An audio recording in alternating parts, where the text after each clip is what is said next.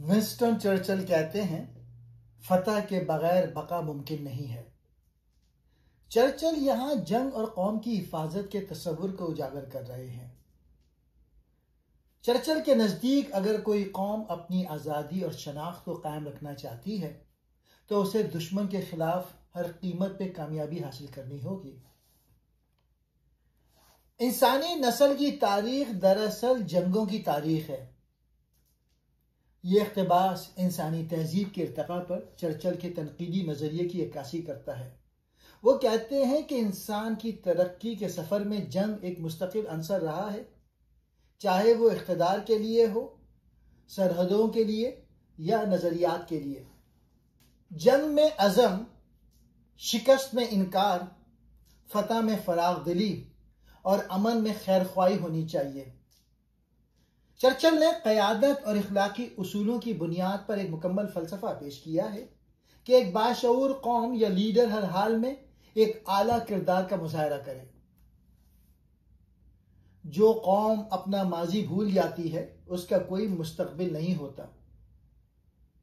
ये इक़्तिबास तारीख से सीखने की अहमियत पर जोर देता है। चर्चिल ये पैगाम दे रहे हैं कि जो कौमें अपनी तारीख, विरसे और माजी की गलतियों से सबक हासिल नहीं करती वो दोबारा वही गलतियां दोहराती हैं। आप जितना पीछे देखेंगे इतने ही आगे भी देख सकेंगे। ये जुमला इस बात की अलामत है कि माजी की गहराइयों में झांकने से मुस्तकबिल की सिमत का तयन बेहतर तौर पर किया जा सकता है। चर्चिल तारीख को एक रहनुमा चिराग समझते हैं। फतह ही असल बका है। जीतना जरूरी है क्योंकि बगैर जीत के कौम जिंदा नहीं रह सकती। इंसान की पूरी तारीख जंगों से भरी हुई है। चर्चिल कहते हैं कि तरक्की और जद्दोजहद हमेशा जंगों से जुड़ी रही है। तारीख हमेशा जीतने वाले लिखते हैं। जिसने जीता उसी की कहानी सबको सुनाई गई। बड़ी जंगें कौमों की तकदीर बदल देती हैं। सिर्फ कानून आज़ादी को महफूज नहीं रख सकता। आज़ादी के लिए अमल, अज़म और कुर्बानी भी जरूरी है। बरतानवी अवाम ने हमेशा जुल्म के खिलाफ खड़े होकर दिखाया है।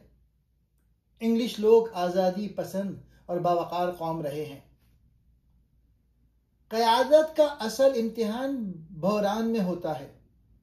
मुश्किल वक्त में ही सच्चे लीडर की पहचान होती है। मिस्टर चर्चिल बताते हैं कि बरतानिया की सरजमीन पहले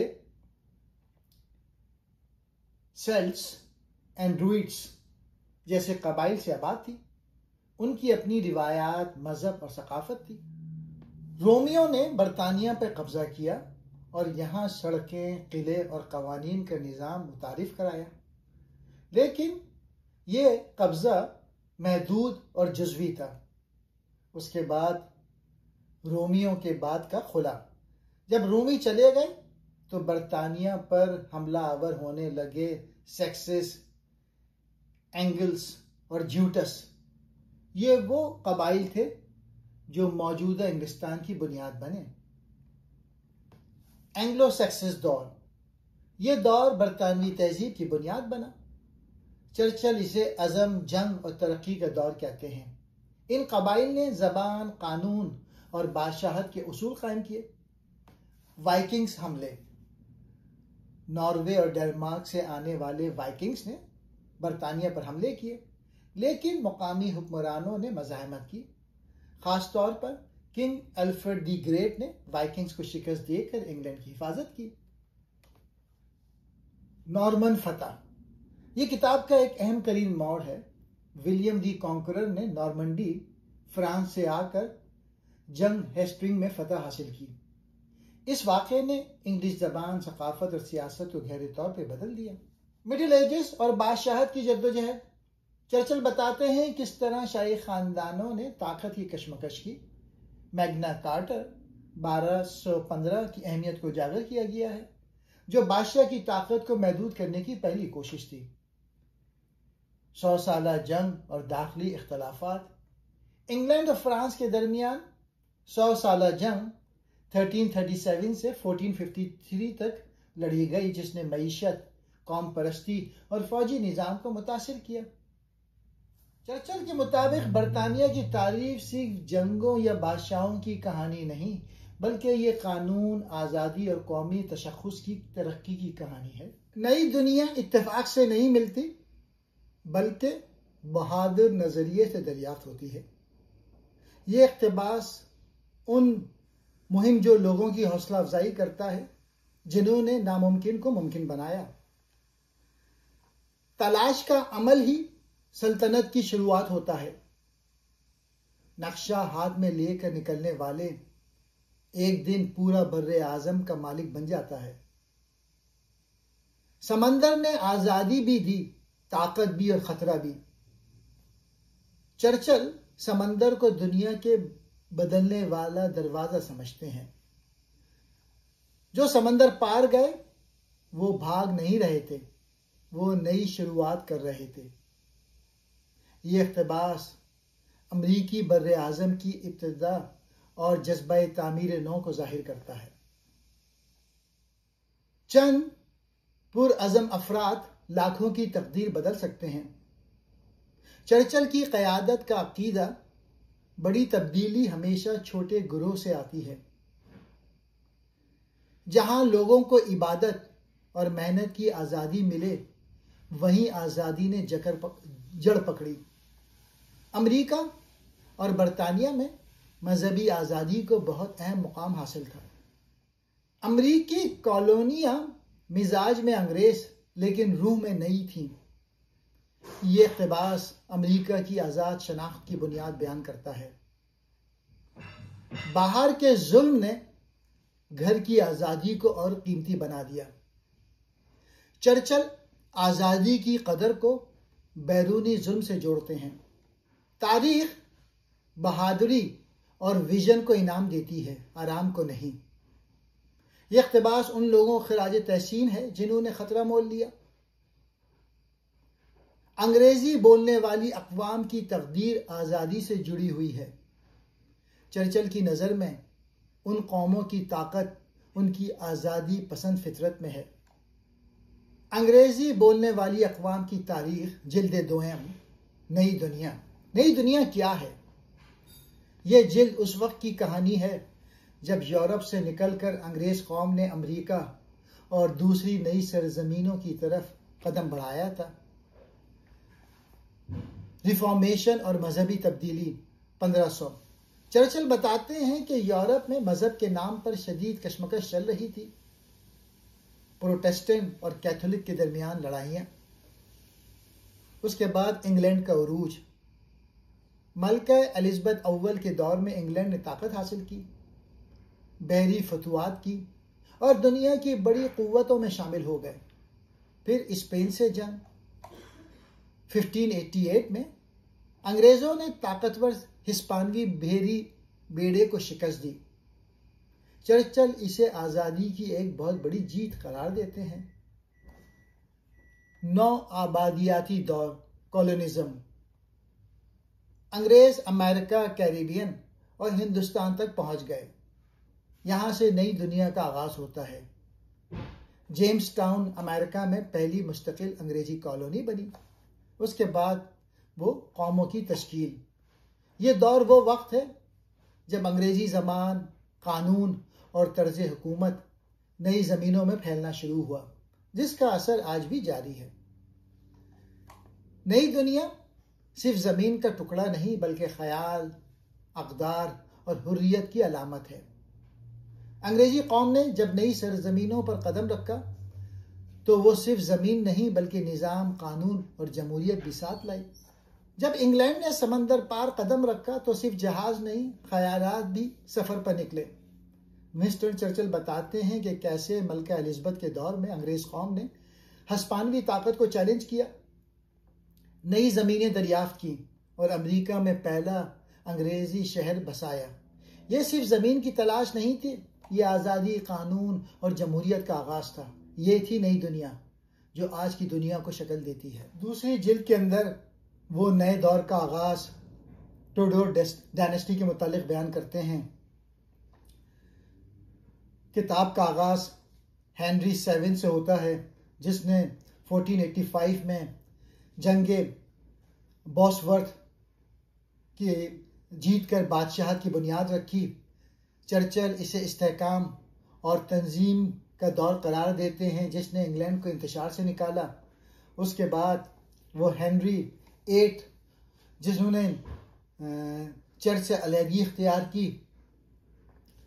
हेनरी 8 के दौर में इंग्लैंड ने कैथोलिक चर्च से अलहदगी इख्तियार की और चर्च ऑफ इंग्लैंड कायम किया। ये मजहबी इस्तिलाहात रिफॉर्मेशन का आगाज था, जिसने इंग्लिश सियासत और माशरत पर गहरे असरात डाले। उसके बाद वो मलका एलिज़ाबेथ अव्वल और इंग्लैंड की अजमत का जिक्र करते हैं। एलिज़ाबेथ अव्वल के दौर हुकूमत को चर्चिल सुनहरी दौर कहते हैं। यह दौर अदब यानी शेक्सपियर, समंदरी फतूहात यानी फ्रांसिस ड्रेक और हिस्पानवी आर्मेडा के खिलाफ तारीखी फतह का ज़माना था। इंग्लैंड एक आलमी ताकत बनना शुरू हुआ। नई दुनियाओं की तलाश, अमेरिका में कदम। इसी ज़माने में इंग्लैंड ने नई दुनिया यानी अमेरिका में 9 आबादियात कायम करना शुरू की। जेम्स टाउन 1607 को पहला मुस्तकिल इंग्लिश कॉलोनी करार दिया जाता है। यही 9 आबादियात की बुनियाद बाद में अमेरिका में अंग्रेज़ बोलने वाली अक़वाम के क़याम का सबब बनी। उसके बाद वो बयान करते हैं जेम्स अव्वल और चार्ल्स अव्वल बादशाहत बमुकाबला पार्लियामेंट। एलिज़ाबेथ के बाद जेम्स अव्वल और फिर चार्ल्स अव्वल आए, जिनके दौर में बादशाहत और पार्लियामेंट के दरमियान कशमकश बढ़ती गई। ये तनाज़ा इंग्लिश सिविल वॉर 1651 से 1642 पर ख़त्म हुआ, जिसमें ओलिवर ने बादशाहत को ख़त्म किया। क्रोमवेल की जमहूरियत एक आमरीत बन गई, जिसके बाद चार्ल्स दोम की वापसी 1660 में हुई। मगर ये वाज़ेह हो गया कि अब बादशाहत की ताकत एब्सोल्यूट नहीं हो सकती। उसके बाद वो लिखते हैं ग्लोरियस रेवोल्यूशन, जो कि 1688 में आया। ये दौर जेम्स दोम की माजूली और विलियम और मैरी की आमद पर ख़त्म हुआ। ये इनकलाब खून के बगैर इनकलाब कहलाता है और इसने आइनी बादशाहत कॉन्स्टिट्यूशनल मोनार्की की बुनियाद रखी। चर्चिल ने इस दौर को सियासी, मजहबी और बैनुल अक़वामी तब्दीलियों का वक्त करार दिया। बरतानिया में आज़ादी, कानून की हुक्मरानी और कौम की शनाख्त की बुनियाद इसी ज़माने में पड़ी। ये जिल्द इस बात की दास्तान है कि बरतानिया एक जजीरे से निकलकर दुनिया की क़यादत के सफ़र पर गामज़न हुआ। यही वो बुनियाद है जिस पर अमरीका, कनाडा, ऑस्ट्रेलिया और दीगर अंग्रेज़ी बोलने वाले माशरों की तरक्की मुमकिन हुई। तीसरी जिल्द 1688 के बाद से 1815 की वाटरलू की जंग तक के इनकलाबी दौर का अहाता करती है, जब आज़ादी, जमहूरियत और साम्राज्य ने एक नया मोड़ लिया। इनकलाब इत्तेफाक से नहीं, हालात के नतीजे में आते हैं। हर बड़ी तब्दीली के पीछे दर्द, नाइंसाफ़ी और जद्दोजहद की कहानी होती है। 1688 सिर्फ बादशाह की तब्दीली नहीं थी, ये सोच की तब्दीली थी। ग्लोरियस रेवोल्यूशन ने बादशाहत को महदूद किया और पार्लियामेंट को ताकत दी। आज़ादी को शक्ल मिली कानून की हुक्मरानी में। चर्चिल के नज़दीक असल आज़ादी कानून के ताबे होना है, ना कि बादशाह या ताकतवर के। कलम और प्रेस तलवार से ज्यादा ताकतवर हो गए।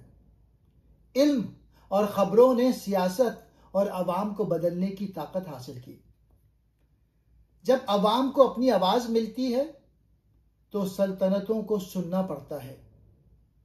जमहूरियत का आगाज अवाम की शराकत से होता है। बादशाहों का दौर खत्म होकर कौमों का दौर शुरू हुआ। लोग कौम बनकर उभरे और हुक्मरान महज नुमाइंदे रह गए। अमरीकी इनकलाब ने आज़ादी का चिराग रोशन किया। 1776 का ऐलान आज़ादी पूरी दुनिया के लिए मिसाल बना। बरतानिया की ताकत सोने में नहीं, हुक्मरानी में थी।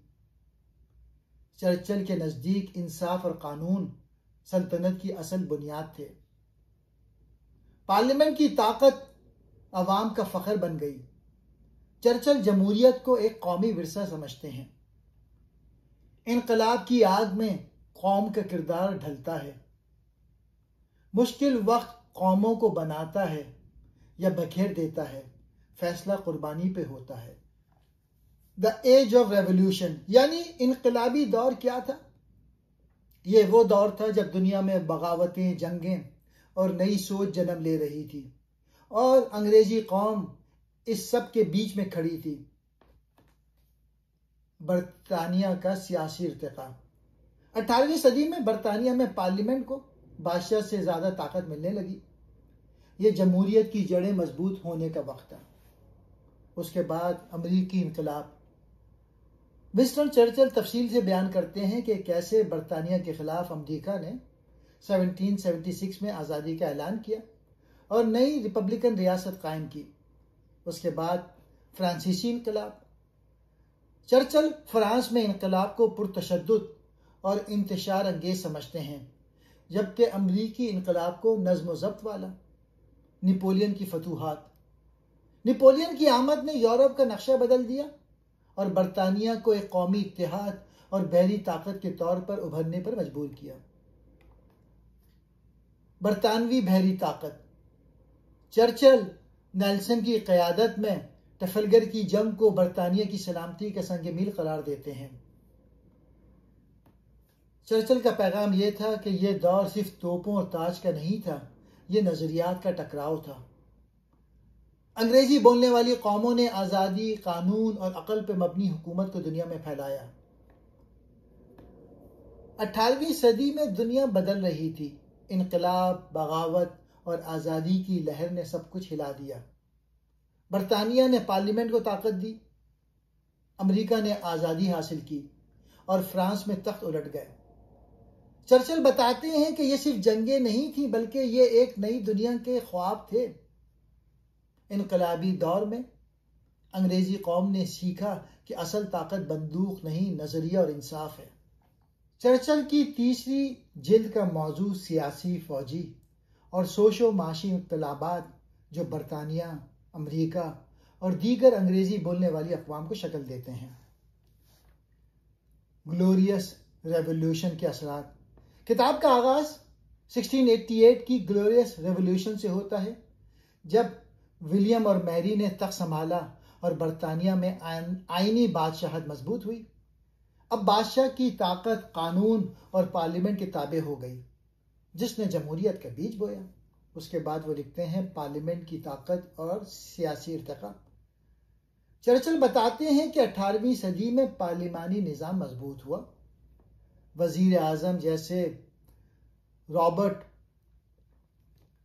वॉलपोल ने पॉलिसियों और गवर्नेंस में तसलसल पैदा किया और सियासी जमातें उभरने लगीं।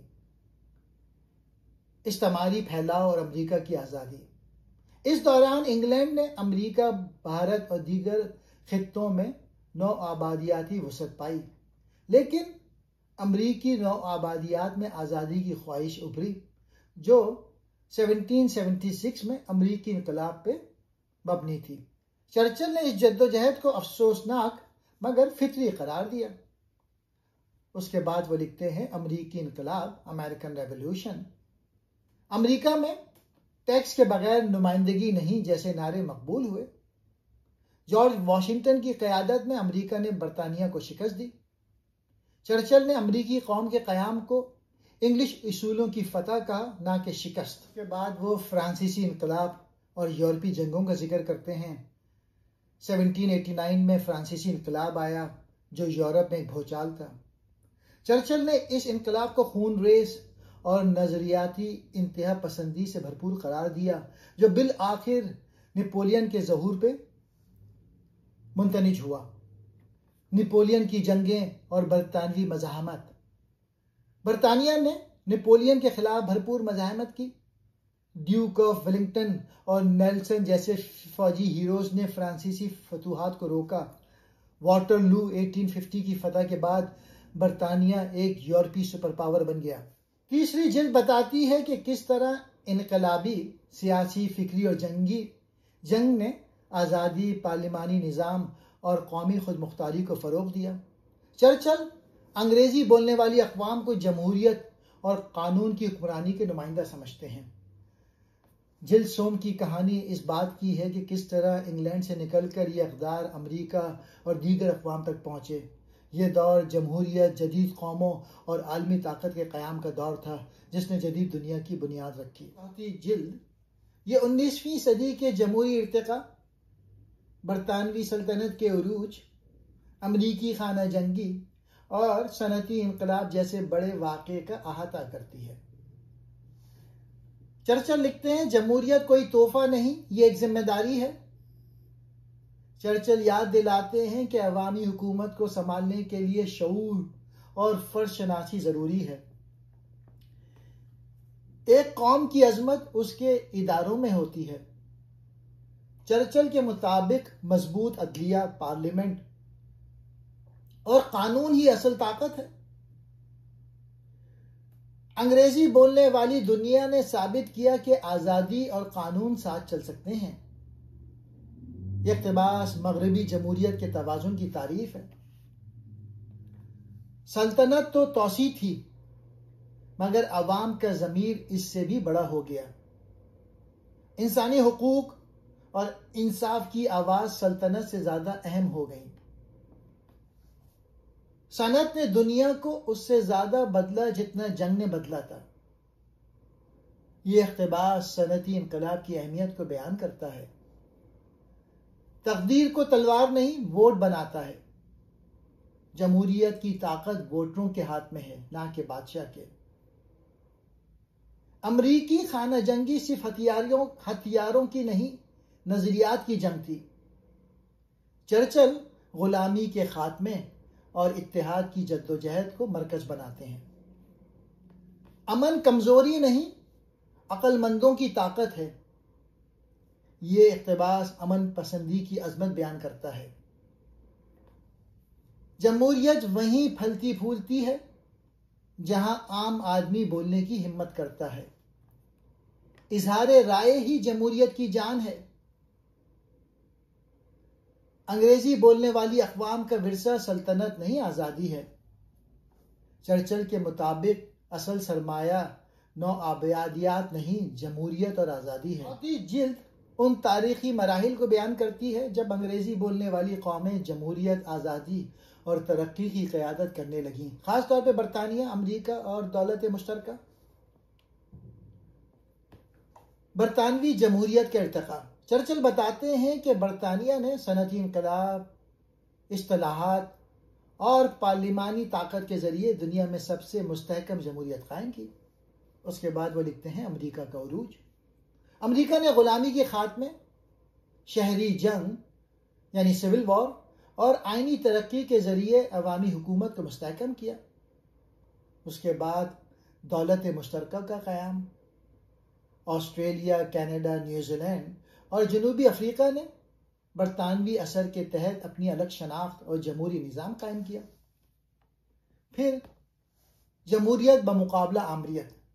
चर्चिल इस बात पर जोर देते हैं कि जमहूरियत में ताकत अवाम के हाथ में होती है, जबकि आमरीत कौम को तबाही की तरफ ले जाती है। अंग्रेजी बोलने वाली कौमों ने यह साबित किया कि इंसान आज़ादी के साथ भी मुनज़्ज़म, महज़्ज़ब और कामयाब माशरा बना सकता है। ये कौमें जमहूरियत, कानून और इंसानी हुकूक की अलमबरदार बन गईं। विंस्टन चर्चिल कहते हैं, ताकत का असल हक अवाम का है। जिल्द चाहरुम अजीम जमहूरियतों हमें दिखाती हैं कि कैसे बरतानिया, अमरीका और दौलत मुश्तरका ने आमरीत के बजाय जमहूरियत का रास्ता चुना। सनत, कानून और अवामी आवाज़ यही बने इन कौमों की ताकत। चर्चिल की नज़र में यही वो इक़्तिदार थीं जिन्होंने दुनिया को जमहूरियत का सबक सिखाया। चौथी और आखिरी जिल्द 1815 वाटरलू की जंग के बाद से लेके 1900 के आगाज तक। 19वीं सदी सनती इनकलाब, जमहूरियत की मजबूती, साम्राज्य और आलमी सियासत का दौर था। वाटरलू के बाद बरतानवी क़यादत। चर्चिल बयान करते हैं कि वाटरलू की फतह 1815 के बाद बरतानिया दुनिया की सबसे बड़ी ताकत बन गई। बरतानवी सल्तनत दुनिया के कई हिस्सों पर फैल गई, जिसे कहा जाने लगा वो सल्तनत जहां सूरज कभी गुरूब नहीं होता। फिर वो लिखते हैं जमहूरियत की तरक्की और इस्लाहात। बरतानिया में रिफॉर्म एक्ट के जरिए वोट का हक बतदरीज आम आवाम को मिलने लगा। सियासी जमातें मजबूत हुईं और पार्लिमानी जमहूरियत को इस्तेहकाम मिला। चर्चिल इस तरक्की को पुरअमन और तदरीजी इनकलाब करार देते हैं जो बाकी दुनिया के लिए मिसाल बन गया। उसके बाद अमेरिका की तरक्की और सिविल वॉर। चर्चिल अमेरिका की तारीख पर तफसील से रोशनी डालते हैं। अमेरिकी तौसीब, सिविल वॉर जो कि 1861 से 1865 शुमाल और जनूब की लड़ाई, जिसका नतीजा गुलामी के खात्मे की सूरत में निकला। इब्राहिम लिंकन को चर्चिल एक अजीम जमहूरी रहनुमा करार देते हैं। कनाडा, ऑस्ट्रेलिया और दीगर नौ आबादियात की खुद मुख्तारी। ये जिल्द बताती है कि किस तरह कनाडा, ऑस्ट्रेलिया, न्यूजीलैंड जैसे खित्ते बरतानवी असर में रहते हुए खुद मुख्तार और जमहूरी रियासतें बनी। उसके बाद सनती इनकलाब और माशरती तब्दीलियाँ। बरतानिया में सनती इनकलाब ने मईशत, टेक्नोलॉजी और शहरी जिंदगी को बदल दिया। रेलवे, भाप के इंजन, फैक्ट्रियाँ, इन सब ने एक जदीद दुनिया की बुनियाद रखी। उसके बाद साम्राज्य वुसअत और चैलेंजेस। चर्चिल बरतानवी साम्राज्य को फख्र से बयान करते हैं, लेकिन ये भी तस्लीम करते हैं कि यह ताकत इखलाकी और सियासी दबाव से खाली नहीं थी।